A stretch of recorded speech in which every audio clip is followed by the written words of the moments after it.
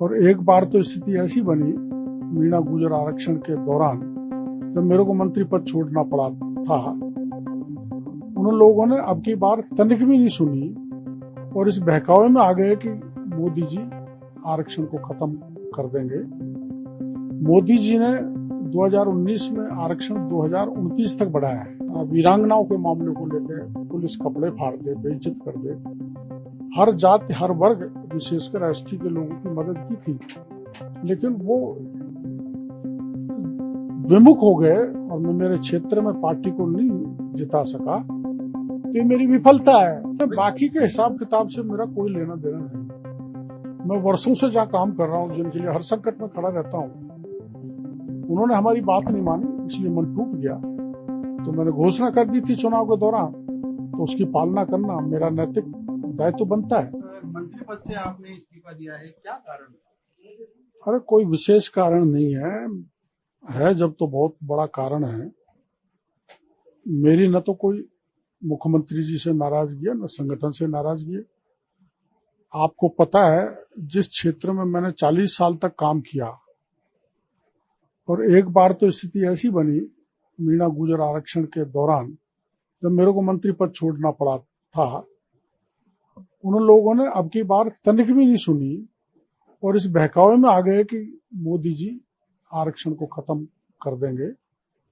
मोदी जी ने 2019 में आरक्षण 2029 तक बढ़ाया है और मोदी जी ने यहां तक कह दिया था, साक्षात डॉक्टर अंबेडकर भी जन्म ले ले तो भी मोदी आरक्षण के साथ किसी प्रकार की छेड़छाड़ करने वाला नहीं है। लेकिन इस बहकावे में आके, जिनकी मैं सतत सेवा करता रहा, हर दुख दर्द में संभालता रहा, चाहे वह आमागढ़ की टेढ़ी पहाड़ियों पर रास्ते में चढ़ा जाए, सांप हो, घोड़ा हो, पैंथर हो, चाहे वीरांगनाओं के मामले को लेकर पुलिस कपड़े फाड़ दे, बेइज्जत कर दे, हर जाति हर वर्ग विशेषकर एसटी के लोगों की मदद की थी, लेकिन वो विमुख हो गए और मैं मेरे क्षेत्र में पार्टी को नहीं जिता सका, तो ये मेरी विफलता है। और ये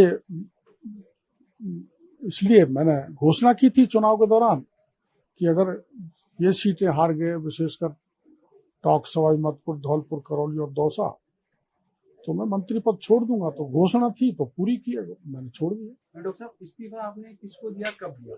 मैंने मुख्यमंत्री जी को 5 जून को भेज दिया था। फिर मुख्यमंत्री जी से मिला एक दिन, उन्होंने मना कर दिया कि हम किसी भी स्थिति में इस्तीफा स्वीकार नहीं करेंगे। तो बाद में मैंने उसको पोस्ट से भेज दिया। इसीलिए आप विधानसभा भी नहीं आ रहे? नहीं, विधानसभा तो मैं आऊंगा, विधायक के नाते तो आऊंगा ही, पर जो सरकारी साधन है, बंगला है, वो सब सुविधाएं मैंने छोड़ दी। 1.5 महीने से मैं मेरे वाहन से और मेरे निवास पे रह रहा हूँ। जब मैंने नैतिक दृष्टि से वो इस्तीफा दे दिया, तो ये मेरी नैतिक जिम्मेदारी बनती है कि मैं सत्ता के सुख जो होते हैं उनका उपभोग नहीं करूँ। आपको चूंकि मुख्यमंत्री जी ने मना कर दिया, उन्होंने एक्सेप्ट नहीं करा आपका इस्तीफा, क्या पार्टी आला कमान की तरफ से भी कोई संदेश है? अब संदेश तो आया है, पार्टी आला कमान बात करेंगे तो उनसे चर्चा करेंगे, और मैं पार्टी आला कमान को भी ये आग्रहपूर्वक निवेदन करूंगा कि मैं पूरी तरह से पार्टी का संगठन में काम करने के लिए तैयार हूँ। सत्ता में रहते हुए सरकार को सहयोग देने में तैयार हूँ। हर तरह का काम करूंगा। मेरे को दौसा की जिम्मेदारी दी है तो वहाँ भरपूर काम करूंगा पार्टी को उपचुनाव जिताने के लिए। दिल्ली बुलाया है आपको? कल आप बता दें क्या दिल्ली जा रहे हैं आप? किरोड़ीलाल मीणा जी, आपने चूंकि चुनाव से पहले कहा था कि यदि ये 7 सीटें नहीं जीते तो मैं इस्तीफा दे दूंगा। राजस्थान में यदि 25 सीटों की बात की जाए तो कांग्रेस से ज्यादा सीटें बीजेपी में जीती है और केंद्र में आपकी सरकार भी बनी है, मोदी की सरकार बनी है।